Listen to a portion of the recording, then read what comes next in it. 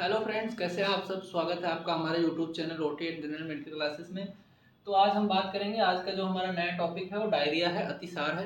आज हम बात करेंगे कि डायरिया किस मरीज को होता है, किस उम्र के लोगों को ज़्यादा होता है, और ये डायरिया के कुछ लक्षण क्या हैं, जो डायरिया के लक्षण होते हैं, कौन कौन से लक्षण होते हैं और किन वजहों से, किन कारणों से डायरिया होता है। और डायरिया का जो डायरिया ट्रीटमेंट होता है, डायरिया का ट्रीटमेंट होता है वो क्या होता है। जैसे कि डायरिया, जैसे आमतौर पे जैसे आप बोल सकते हैं कि लूज मोशन, जिसको लूज मोशन बोलते हैं लोग, उसी से रिलेटेड आज हम बात करेंगे कि क्या होता है। तो आइए स्टार्ट करते हैं। हम जानते हैं डायरिया क्या होता है। पाचन तंत्र की डिजीज में डायरिया एक भयंकर प्रकार की डिजीज है। जो हमारी पाचन तंत्र है, पाचन तंत्र में डिजीज, एक डिजीज होती है डायरिया का, एक भयंकर प्रकार का डिजीज है जो अक्सर खाने पीने की गड़बड़ी के कारण उत्पन्न होता है। जो जब भी हम कुछ खाते पीते हैं तो खाने पीने की जब गड़बड़ी होती है तो उसी की वजह से ये उत्पन्न होता है डायरिया। इस प्रकार जब भोजन को स्टोमच डाइजेस्ट नहीं कर पाता है, जब हमारे भोजन को पेट डाइजेस्ट नहीं कर पाता है, मतलब जिसको पाचन कहते हैं, पच नहीं पाता है, ढंग से पाचन नहीं कर पाता है, तो इस वजह से अनडाइजेस्टेड फूड के साथ वाटर स्टूल जैसे कि पानी जैसे मल, जैसे वाटरी स्टूल जो होती है वो पानी जैसे मल होता है, का आना डायरिया कहलाता है। फिर एक बार देखेंगे, पाचन तंत्र की डिजीज में डायरिया एक भयंकर प्रकार की डिजीज है जो अक्सर खाने पीने की गड़बड़ी के कारण, उत्पन्न होता है। इस प्रकार जब भोजन को स्टोमच डाइजेस्ट नहीं कर पाता, जब हमारे भोजन को पेट डाइजेस्ट नहीं कर पाता है, तो इस वजह से अनडाइजेस्टेड फूड के साथ वाटरी स्टूल का आना डायरिया कहलाता है।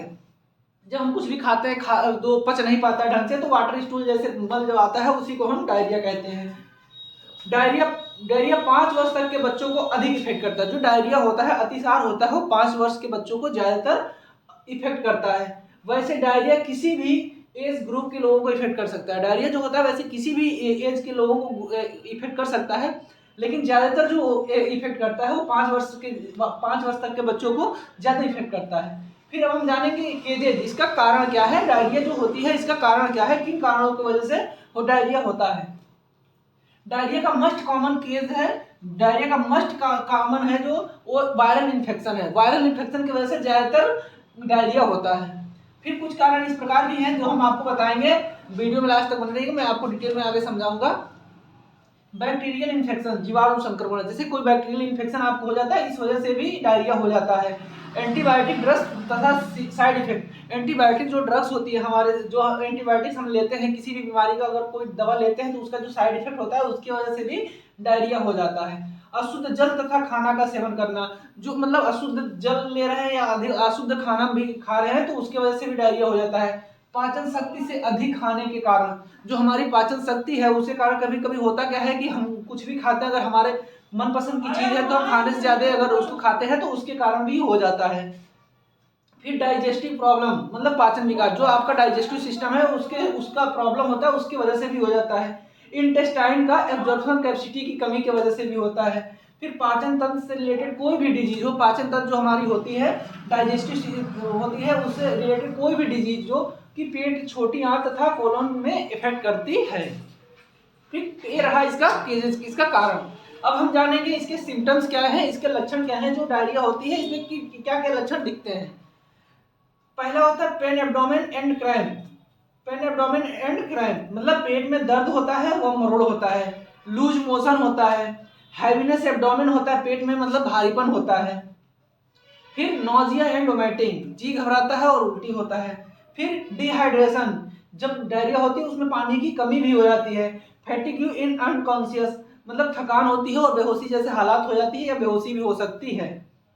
फिर वीकनेस, काफी इसमें जब डायरिया होती है इसमें काफी कमजोरी हो जाती है। जब जैसे कि अगर डायरिया हो रही है तो उसमें पानी, लैट्रिन के रास्ते काफी पानी बह जाता है, इसकी वजह से काफी कमजोरी भी हो जाता है।